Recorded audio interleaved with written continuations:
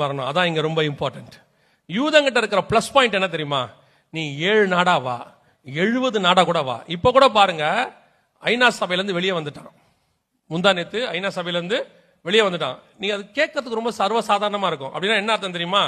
ஐநா சபையில இருந்து வெளியே வந்துட்டா ஐநா சபையோடைய எந்த சட்டமும் எங்களை என்ன செய்யாது, கண்ட்ரோல் பண்ணாதுன்னு அர்த்தம். பார்க்கறதுக்கு எப்படி இருக்குது, ஆனா இன்னொரு அர்த்தம் என்ன தெரியுமா? ஐநா சபையில் இருக்கிற எந்த நாடு இஸ்ரவேல் அடிச்சாலும் ஐநா சபை கேட்காது. நீ என்னுடைய மெம்பர் இல்ல, அதனால உன்னை அடிச்சா நான் என்ன செய்ய மாட்டேன், கேட்க மாட்டேன். அப்படின்னா என்ன அர்த்தம்? ஐநால இருக்கிற 185 நாடுகளுக்கு அகைன்ஸ்டா மாறிட்டான் அவன். இந்த 185 நாட்டுல எவன் இஸ்ரவேல் அடிச்சாலும் ஐநா கேட்காது.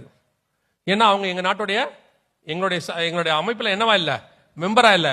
அவன் ஐநாவை நம்பவே இல்ல, இன்னும் தேவனை மட்டும்தான் அவன் நம்பிக்கிட்டே இருக்கான். இன்னைக்கும் பென்யமின் நெத்தன்யாகு யுத்தத்துக்கு போகும்போது அவர் சொல்ற வார்த்தையெல்லாம் பாருங்க.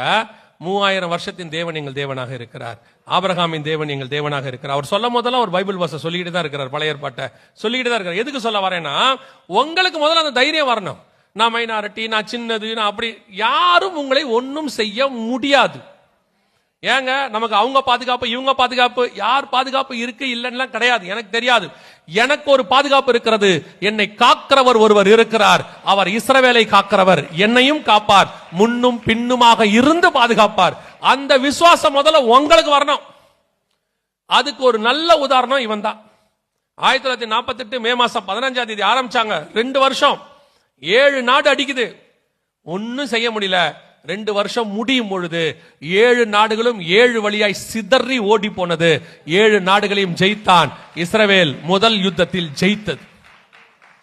அந்த தேவன் தான் சொல்றாரு, நான் உன்னுடைய தேவனாய் இருக்கிறேன்.